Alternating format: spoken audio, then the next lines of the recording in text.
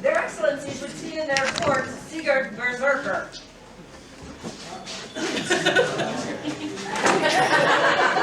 What did you do? So, I'll tell you. Somebody,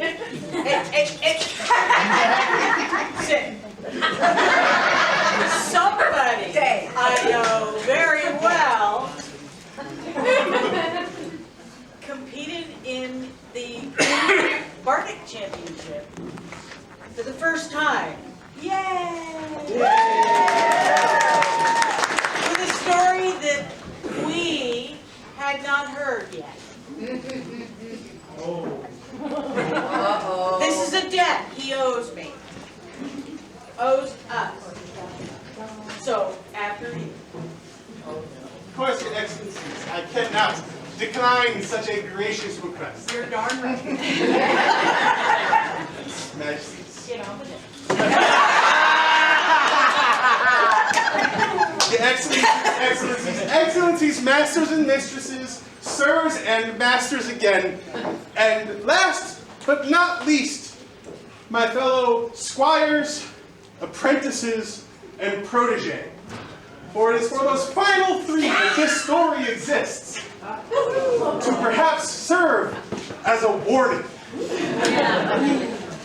It was not this last Penzic war, when heat from burning sun beating down upon us, sweat pouring from everywhere, cold in high demand. There were two gentles set forth on quests by their camps. I know. I witnessed these events, but I'll subtly change the names to hide identities. These two such gentles I will refer to as Handsome Squire and Skinny Squire.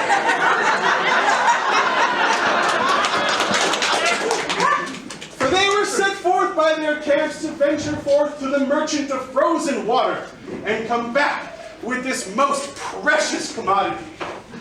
They agreed to meet upon the noonday sun at the crossroads outside of the camp of the good Baron Sir Angus Gov McKinley, to which these two squires be in fealty.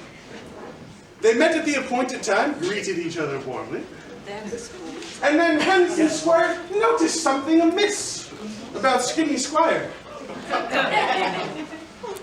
He had ventured forth from camp without his belt or chain. This struck Handsome Squire as quite odd. So he inquired, Skinny Squire, where is your belt and chain?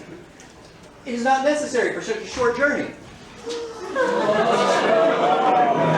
But Skinny Squire, surely you should return to camp and don your belt and chain. But it is just a short journey. This troubled Handsome Squire quite greatly. However, with the staunch rebuke of Skinny Squire, he acquiesced. He was not going to drag Skinny Squire back to camp to don his regalia. So they set forth. Incognito. Another word that troubled Handsome Squire very much. As a good and noble squire of the Eastern Kingdom, I assure you, my lords and ladies, we don't exactly do incognito. But the ice must have been fetched, your majesties. This was utmost important to both camps. So Handsome Squire and Skinny Squire set forth. And not moments into their journey, wagon being towed behind, did a gentle come strolling down the road, quite familiar to both Handsome Squire, Skinny Squire, and I would wager no too few of the populace assembled. A Sir Kettlefast Thorkelson. Knowing the disposition of Handsome Squire and Skinny Squire to the good Sir Angus, greeted us warmly, and noted that Skinny Squire was not wearing his belt and chain. Just a moment pause, and a troubling word issued forth from Sir Kettle. One word, 3 syllables. Or perhaps I miscount. I've been hit in the head quite a few times. He merely said, interesting. And without further word, turned and proceeded on his way. Needless to say, handsome Squire was quite troubled by these events. But Skinny Squire seemed Oblivious?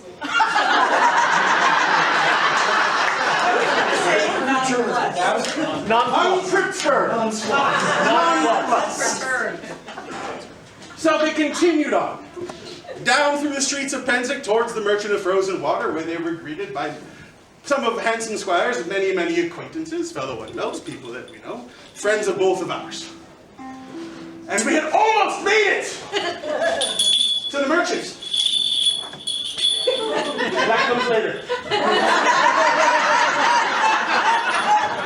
Where you have another gentle, known very well to Handsome Squire, a Sir Sterling de la Rosa.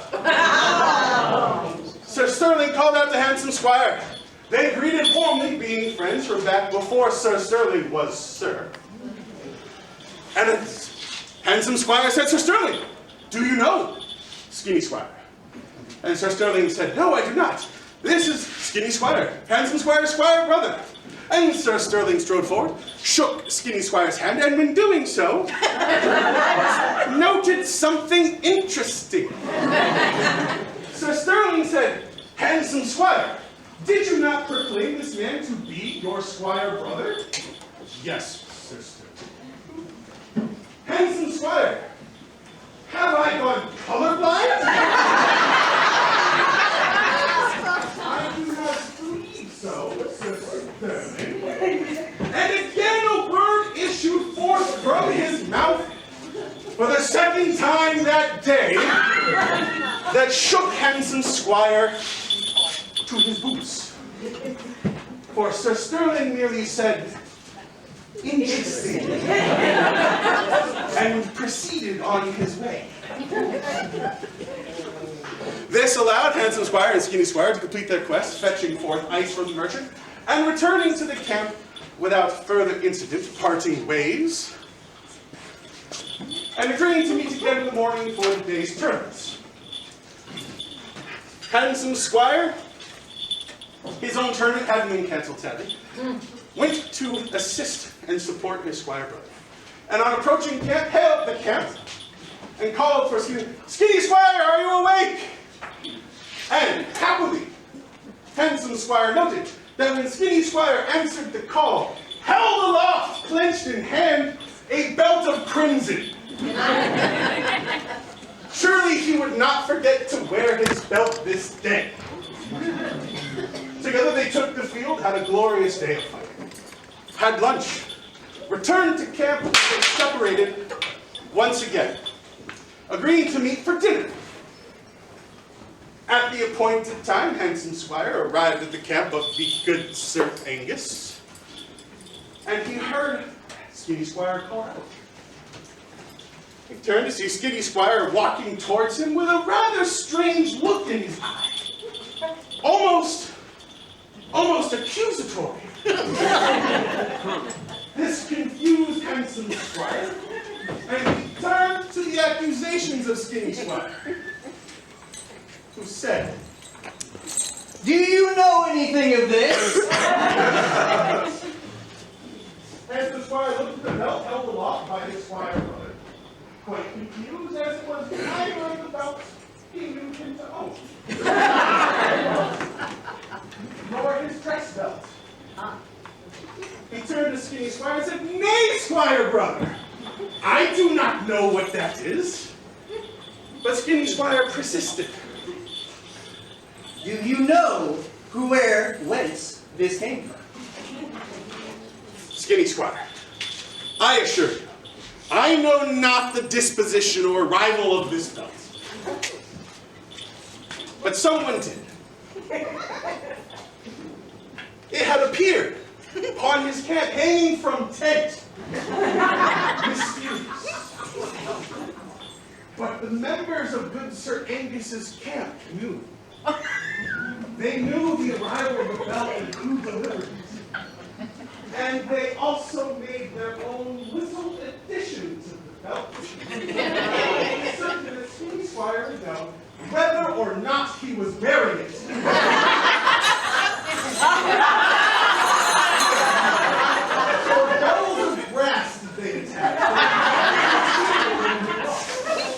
my squire bells.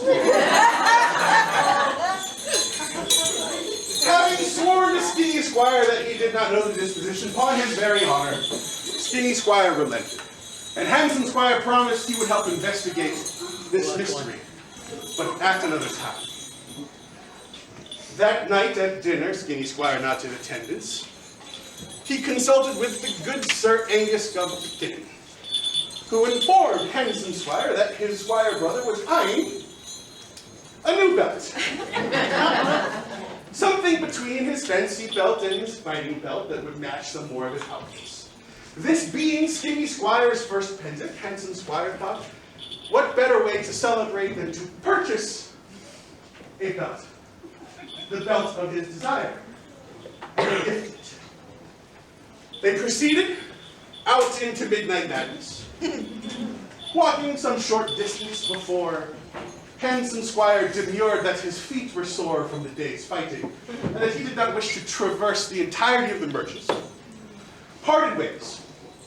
Proceeded, bought yon belt, returned to the camp of the good Sir Angus McKinnon, called out for entrance, proceeded to walk to the tent of Skinny Squire, to hang belt where he found the one previous. Unbeknownst and asking a promise of secrecy from the camp. However, this was not the last surprise that Handsome Squire would face, for also hanging before his arrival from the tent, another belt. Handsome Squire also had no idea where this belt was. So, additionally being affixed at the time of finding with bells, someone wanted to make sure that Skinny Squire always wore his belts. At this time, Skinny Squire would receive, not one, not two, but 3 mysterious belts. Handsome Squire left the belts at the tent of Skinny Squire and retired to his campground. Now, this is almost the end of the tale. For beginning to retire for the evening after telling the tale of the days at the camp around the fire, and being asked to record this for posterity so that other squires and apprentices will hopefully not fall the same fate and find themselves one day with not one, not two, but 3, with quite possibly large brass bells. Drinks were had, good conversation traded. Handsome Squire, about to retire for the night, with a runner, arrived at camp with a message from the camp of good Sir Angus McKinnon via Skinny Squire. The note read, Handsome Squire, I hope you are awake. I have a matter I must discuss with you. Something has happened. Handsome Squire said, yes, I am awake. Please return to the camp and tell Skinny Squire to arrive. Handsome Squire then put his pants back on and awaited the arrival of Skinny Squire. And upon looking at the arrival of our good Skinny Squire, he had found that he had donned his dress belt, his fighting belt, and not one, not two, but 3. But wait, there's more. For Skinny Squire also found that at the time between the delivery of the last 2 belts and now, 2 additional belts of smaller stature.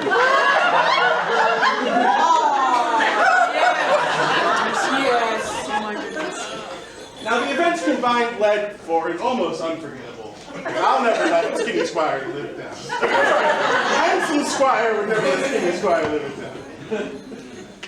And do let it be a warning to those of you in fealty. They're always watching. They're waiting. They have senses of humor.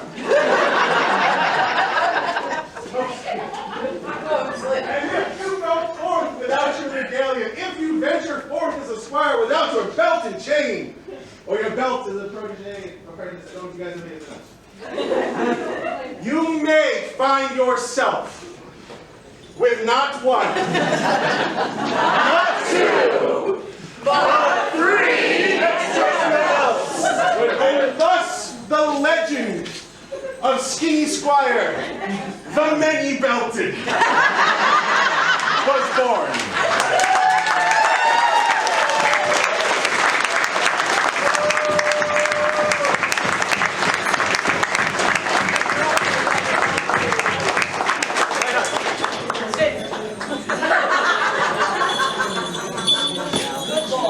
Good boy.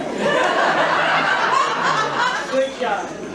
A pure silver ring for a Viking. Thank you for entertaining everyone.